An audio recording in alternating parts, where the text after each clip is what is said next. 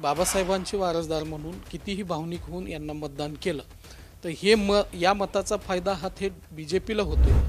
या गोष्टी लक्षात आल्यामुळे यावेळेस वंचितला प्रभावी ठरवू दिलं नाही लोकांनी। 19लाही तेच झालं, 24लाही तेच झालं, पुन्हा पुन्हा भाजप सत्तेत येते हे बाळासाहेब आंबेडकर साहेबांना लक्षात येत नाही का? 200 पेक्षा जास्त जागा शिवसेनेच्या म्हणजे श्रीमान उद्धव बाळासाहेब ठाकरे यांना मिळतील हा माझा विश्वास आहे। शिवसेनेचाच मुख्यमंत्री होईल हा माझा ठामपणे 100% विश्वास आहे की जात हा विषयच शिवसेनेत नाही। हिंदुत्व आहे पण कोणतं आहे? समतेचं आणि बंधुत्वाचं हिंदुत्व, त्यामध्ये ते जातपात कुठलाही पाहत नाही। लोकसभा निवडणुकीचा निकाल लागलेला आहे। या निकालावरून महाराष्ट्रामध्ये मोठ्या प्रमाणात सामाजिक समीकरण बदलल्याचं दिसलं। याच विषयावर आपण आज चर्चा करणार आहोत अण्णाभाऊ साठे यांचे नातू सचिन साठे यांच्यासोबत, ज्यांनी उद्धव ठाकरे यांच्या पक्षासाठी स्टार प्रचारक म्हणून भूमिका बजावलेली आहे। सचिन भाऊ साठे, स्वागत आहे तुमचं मठामध्ये। तुम्ही नुकताच उद्धव ठाकरे यांच्या पक्षातून राजकारणाला सुरुवात केलेली आहे। लोकसभा निवडणुकीमध्ये अनेक ठिकाणी तुम्ही महाविकास आघाडीसाठी सभासुद्धा घेतलेल्या आहेत। जो काय पाठिंबा मिळाला तो निकालामध्ये दिसून आलेला आहे। महाराष्ट्रामध्ये जे काही महाविकास आघाडीला अभूतपूर्व यश मिळालं आहे त्याच्यामुळं भाजपच्या महाराष्ट्रामध्ये फार मोठा फटका बसला आहे। मात्र महाराष्ट्रामध्ये दलित, मुस्लिम आणि मराठा फॅक्टर हा एकत्र आला आहे। राजकीय शक्ती म्हणून या तीन समुदायांनी भाजपचं नुकसान घडवून आणलं आहे। याच्याविषयी तुम्हाला काय वाटतं? नक्कीच हे घडून आले, कारण या सगळ्या समूहांच्या बाबतीमधले जे काही अनेक मुद्दे होते या मुद्द्यांना भाजपने ज्या पद्धतीनं त्यांचं विटंबना केली किंवा अपमान केला, ज्यामध्ये दलितांचा, मुस्लिमांचा किंवा आत्ताच्या मराठा आरक्षणाचा जो मुद्दा आहे यामध्ये भाजप पूर्ण अपयशी आहे। आणि ह्या गोष्टी लक्षात घेऊन भाजपची एकंदरीत राष्ट्रव्यापी भूमिका कितपत घातक आहे या सगळ्या गोष्टी लक्षात घेऊन या ठिकाणी महाराष्ट्रानं जो पुरोगामी महाराष्ट्र आहे, शाहू फुले आंबेडकरांचा जो अण्णाभाऊंचा महाराष्ट्र आहे, या महाराष्ट्रानं भाजपला रोखलेला आहे अक्षरशः, अशी परिस्थिती निर्माण झालेली आहे। 2019च्या लोकसभा निवडणुकीमध्ये MIM आणि वंचितचा प्रभाव दिसला होता। मुस्लिम आणि दलित मतदार काय करू शकतो हे महाराष्ट्रानं मागच्या निवडणुकीत बघितलं।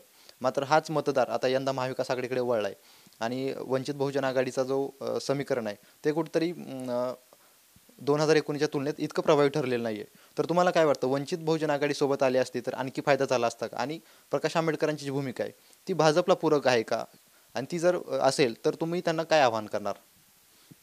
सध्या मला एक गोष्ट जाणवली की 19मध्ये त्यांचा मोठा प्रभाव दिसला वंचितचा, पण याचा इनडायरेक्ट फायदा हा कशा पद्धतीनं BJPला होतो या गोष्टी आजच्या 24च्या या लोकसभेच्या निवडणुकीमध्ये लोकांच्या लक्षात आलेले आहेत की आम्ही कितीही बाबासाहेबांचे वारसदार म्हणून कितीही भावनिक होऊन यांना मतदान केलं तर या मताचा फायदा हा थेट BJPला होतोय।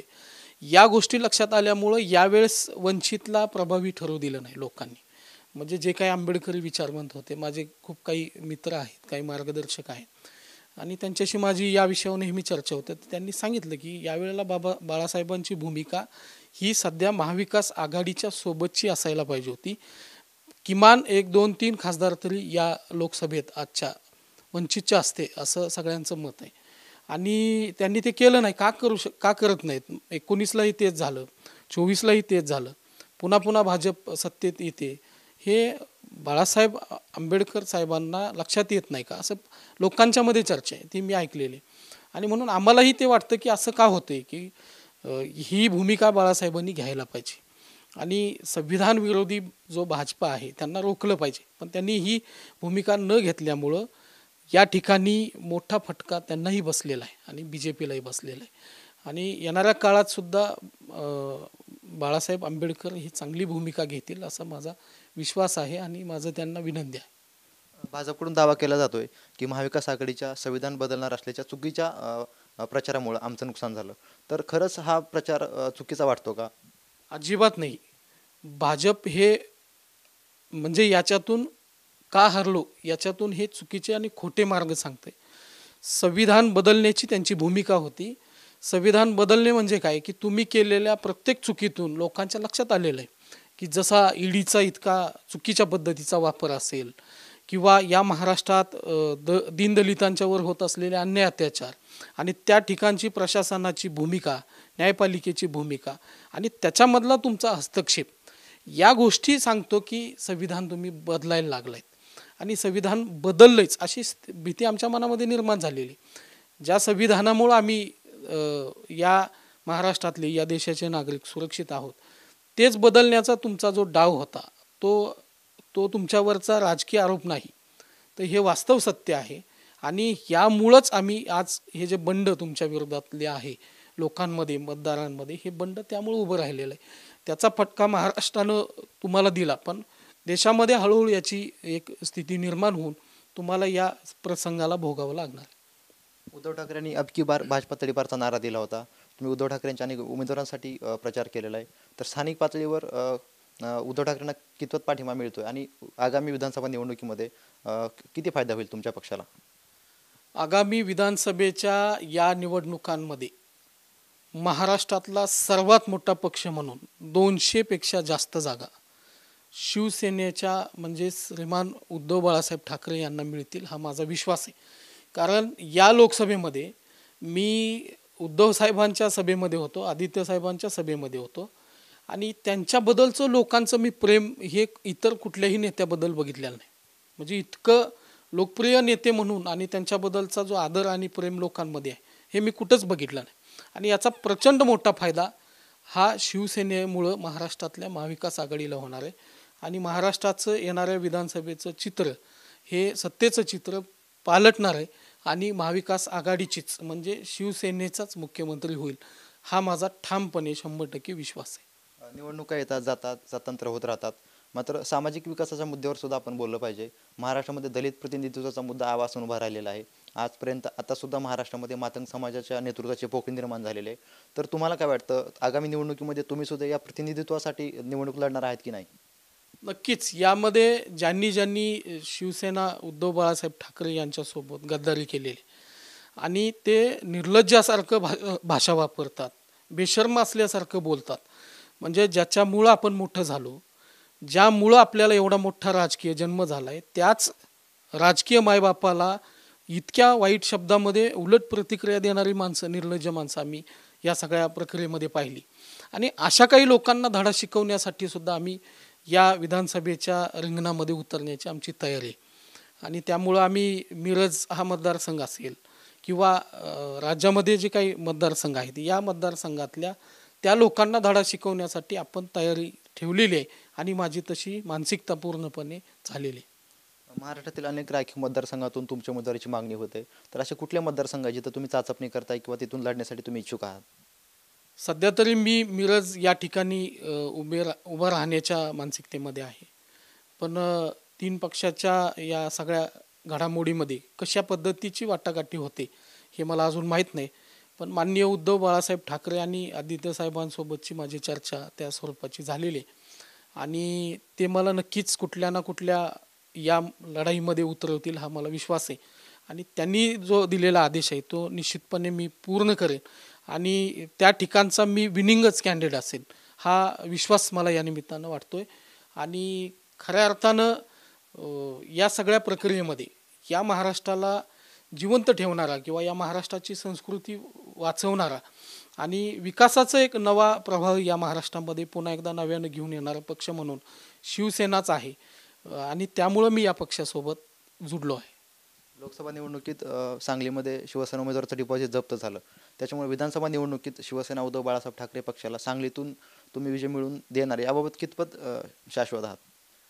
नाही, निश्चितच भले लोकसभेचं समीकरण वेगळं असू शकतं पण विधानसभेचं माझ्या बाबतीतलं वेगळं आहे. मला अण्णाभाऊ साठेंचा वारसा आहे आणि लोकांमध्ये ती भावना सगळ्यांच्यामध्ये आहे आणि मी आत्तापर्यंतचं जे काम केलेलं आहे ते प्रामाणिकपणे करतो आहे.